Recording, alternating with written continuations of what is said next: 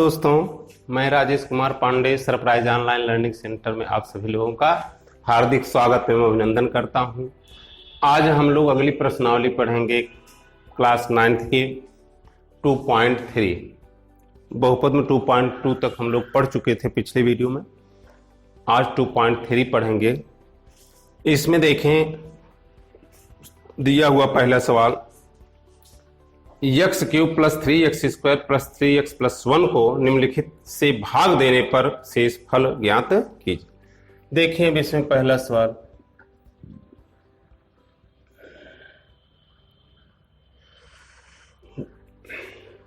x³ + 3x²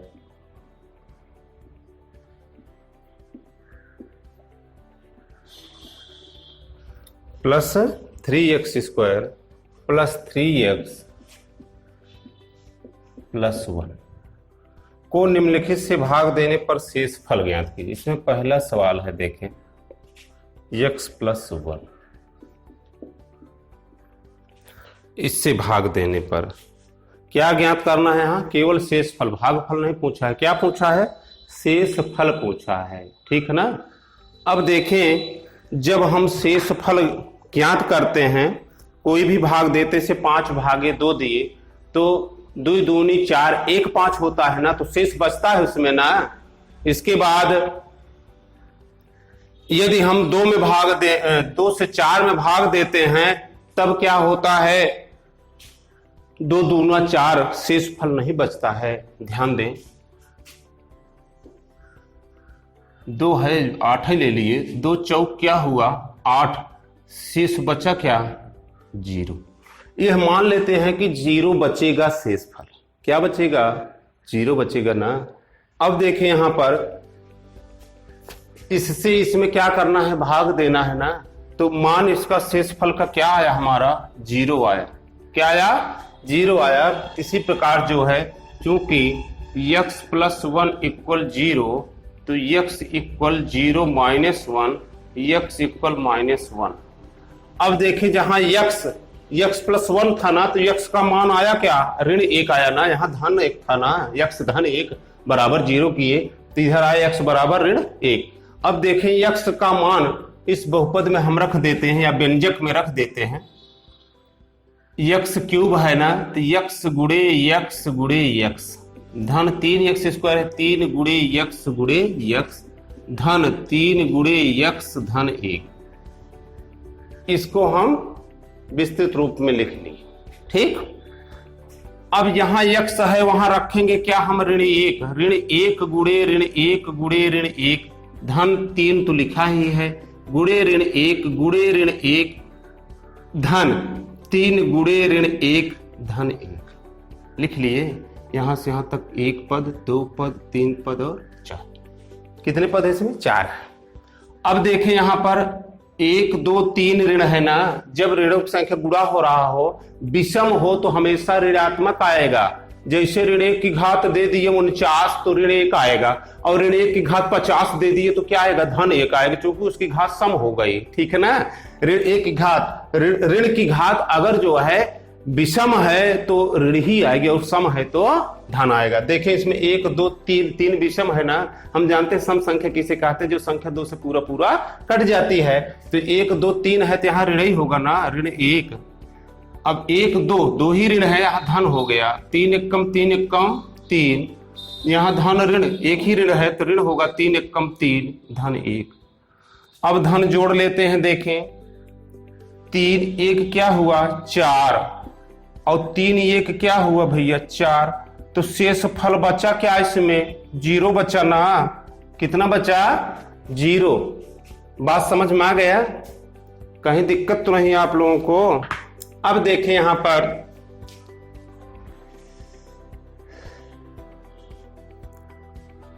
अगला सवाल,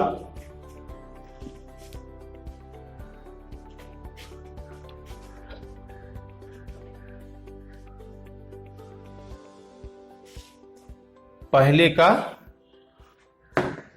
दूसरा, x ऋण 1/2 है भैया। क्या है? x ऋण 1/2। पहले का दूसरा रोमन। अब कह रहा है इससे इसमें भाग देने पर शेषफल कितना बचेगा। ठीक,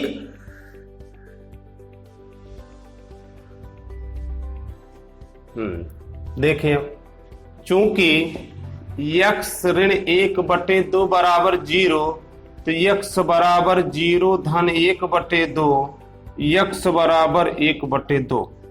अब यक्स की जगह पर भैया क्या लिखेंगे हम? 1/2 लिखेंगे।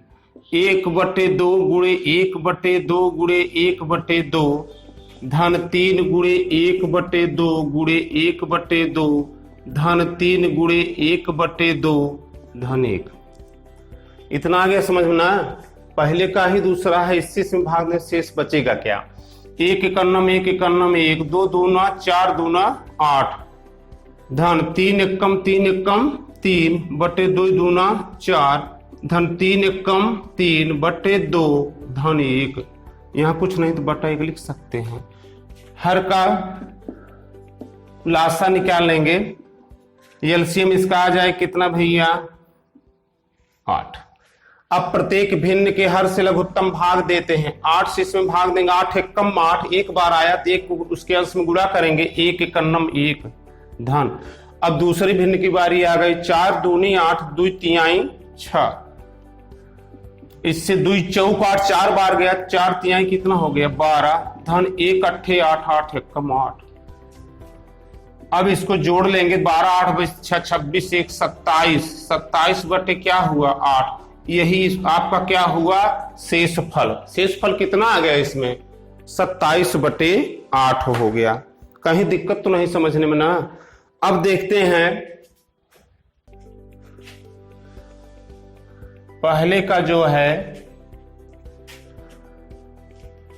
तीसरा, इसी में रखते चले जाएंगे आसानी से।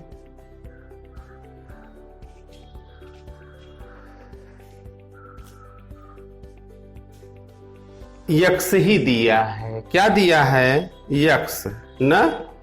तो इसका मान क्या रखेंगे भैया? यक्स बराबर 0 रख देंगे ना? क्या रखेंगे? 0 रख देंगे।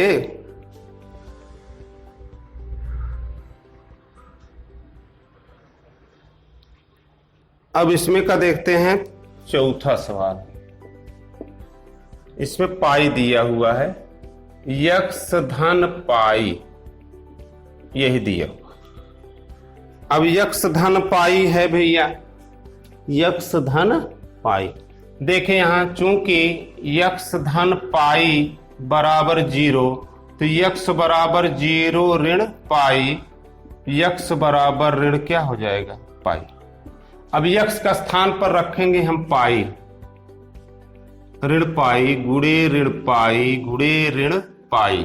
ठीक, धन 3 गुणे ऋण पाई गुणे ऋण पाई धन 3 गुणे ऋण पाई धन 1। अब यहां पर 1 2 3 ऋण गुणा करेंगे तो क्या आएगा? ऋण ही आएगा, पाई क्यूब। ऋण ऋण गुणा धन, धन गुणा धन, 3 पाई स्क्वायर, ऋण धन गुणा ऋण, 3 पाई और धन 1। यही क्या हो गया? शेषफल हो गया उसका। यही क्या आएगा? आपका आंसर आएगा। इसी तरह से पांचवा लगाएंगे, 5 धन 2 यक्स बराबर 0 है ना? चलिए भी देख लेते हैं इसी का। पांचवा में दिया है 5 धन 2 यक्स, 5 धन 2 यक्स। अब इससे भी इसी में भाग देना है भैया, तो 5 धन 2 यक्स बराबर क्या लिख देंगे? 0। तो 2 यक्स बराबर 0 ऋण 5 हो जाएगा, 2 यक्स बराबर ऋण 5, यक्स बराबर हो गया ऋण 5 बटे क्या हुआ भैया? 2 हो गया ना? अब यक्स के स्थान पर क्या रख देंगे? ऋण 5 बटे 2। क्या रखेंगे? ऋण 5 बटे 2 रख देंगे। देखें, ऋण 5 बटे 2 यहां हो जाएगा ना? ऋण 5 बटे 2 क्यूब हुआ, और धन 3 गुणे ऋण 5 बटे 2 का स्क्वायर, धन 3 गुणे ऋण 5 बटे 2 धन 1 रख दिए मानना। अब इसका 3 बार गुणा कर लेंगे। 5 पच्चीस 25 पंच 125, 2 दूना 4 दूनी 8, धन 5 पच्चीस 25 3 75 बटे 2 दूनी 4। इसका वर्ग कर देंगे। 5 पच्चीस 25, 2 दूनी 4 हो गया, 25 3 75 हो जाएगा, और 2 का वर्ग 4 है ये आपका। ठीक, 5 तिहाई 15 बट्टे 2 धन 1। कुछ नहीं, बट्टे 1 कर लिए ना। इसका एलसीएम कितना आएगा भैया? 8 ही तो आएगा ना। ये हो गया आपका ऋण 125 धन 4 दूनी 75 दूनी कितना हुआ भैया? 150 हो गएगा ना। ऋण 2 से 4 15 चौका कितना हुआ? 60 धन 8। अब धन धन जोड़ लें। 60 और 125 जोड़ेंगे, ऋण 100 कितना आ जाएगा? 85 आएगा ना। 5 6 2 8 1 ऋण ऋण जोड़ दिए, धन धन जोड़ लें। धन 100 क्या होगा? 58 बट्टे 8। 185 15 में से 8 निकाल दिए, कितना आया? 7। और बचा 7 में से 5 गए, कितना? 2 आया ना। यहाँ ऋण वाला अंक जाता है ना, बटे क्या हुआ? 8। यही क्या हुआ आपका शेष। बात समझ गए? ऋण 27 बटे क्या आ गया? 8 आ गया। ये पहला सवाल आपका क्या हुआ? कंप्लीट हो गया। अब देखते हैं अगला सवाल नंबर 2।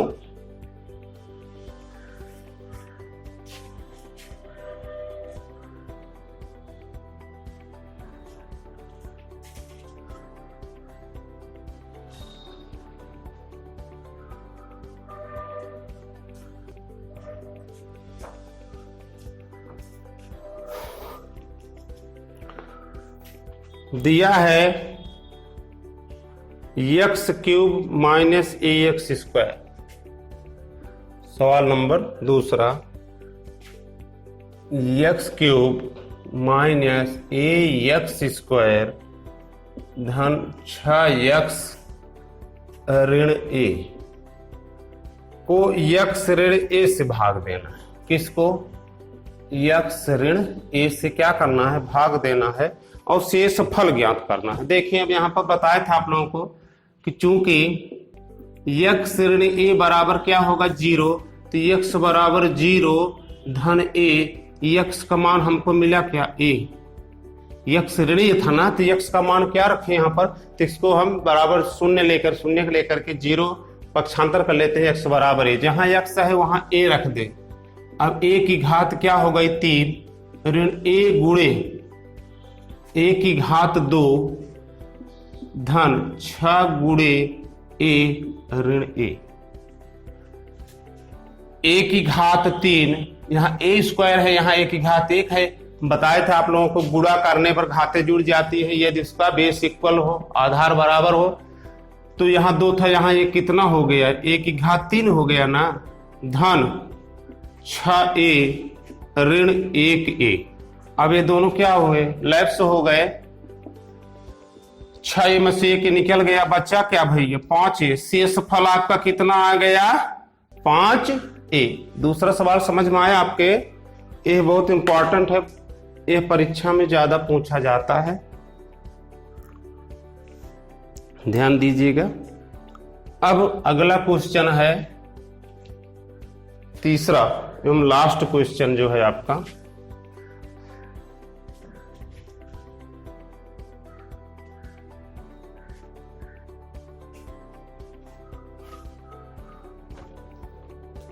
जांच कीजिए कि इसका एक गुणनखंड है या नहीं है।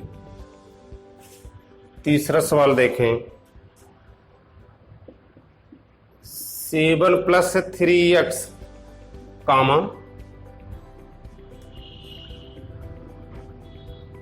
3x क्यूब है प्लस 7x एक गुणनखंड है या नहीं। देखें, इसका खंड है चाहे इसका गुणनखंड निकाल, देखें हम मिलता है कि नहीं। अगर मिल रहा है तो है, या इसका मान निकाल कर इसमें रखते हैं, इसका शेष फल 0 आना चाहिए तभी उसका एक गुणनखंड होगा। चूंकि 7 धन 3x बराबर क्या हुआ? 0, तो 3x बराबर 0 इधर जाएगा तो ऋण 7 हो जाएगा। 3x बराबर ऋण 7 यक्स बराबर ऋण 7 बटे आपका क्या है भैया 3 आया। अब यक्स बराबर ऋण 7, यक्स का मान जो है बहुपद में रखने पर 3 गुणे यक्स गुणे यक्स गुणे यक्स धन 7 गुणे यक्स। ठीक, इसको हम विस्तृत रूप में लिख लिए। यक्स के स्थान पर हम रखेंगे क्या, ऋण 7 बटे 3। 3 गुणे ऋण 7 बटे 3 गुणे ऋण 7 बटे 3 गुणे ऋण 7 बटे 3 धन 7 गुणे ऋण 7 बटे 3। अब यहां पर 3 क्या हुआ, कैंसिल हो गया। अब इसका गुणा कर लेंगे, 3 ऋण है तो ऋण ही आएगा। 7 7 49 सत्ते 343 बटे 3 त्रिक्का 9 धन ऋण गुणा ऋण 7 7 49 बटे कितना हुआ 3। दोनों का लघुत्तम निकालेंगे, आए कितना 9।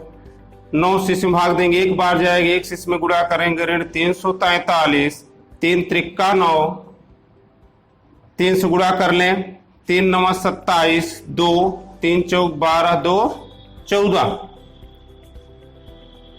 अब यहां देखें ए भी ऋण है, ए भी ऋण जुड़ जाएगा। 7 3 10 0 हासिल 1 4 4 8 1 9 और 3 1 4 ऋण 490 बटे कितना हो रहा है 9 हो रहा है ना। अब देखें शेष बच रहा है यहाँ पर, शेष बच रहा है ना, 0 नहीं मिल रहा है ना। तो जब ये 0 नहीं मिल रहा है तब लिखा जाएगा आंसर में कि 7 धन 3 यक्स दिए हुए व्यंजक 3 यक्स क्यूब धन 7 यक्स का एक गुणनखंड नहीं है। यही आपका क्या हुआ, आंसर हो गया। अब इसमें कह रहे हैं कि इसका गुणनखंड है या नहीं, तो इतना बहुत जरूरी नहीं होता लिखना, केवल लिख दिया जाता है नहीं, आंसर डाल दिया जाता है। तो 60 में आपका पूरा हो जाता है। देखें अब 2.3 प्रश्नावली आपकी पूरी हो गई। अब अगली प्रश्नावली जो है हम आप लोगों को अगले वीडियो में पढ़ाएंगे।